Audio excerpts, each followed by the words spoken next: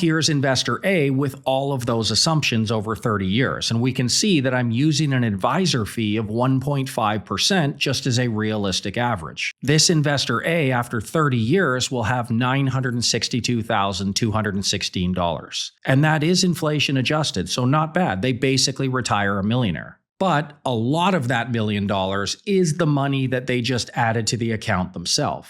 As we can see, over the 30-year period, investor A actually added $685,000 to their account themselves with their deposits. So the amount of money that was produced as a direct result of the investments was about $277,000. So that's investor A paying the 1.5% per year. Now we can look at investor B, and of course I'm going to be a little bit biased here. It is my own fee, but we're going to use that $71 a month, basically the VTS subscription.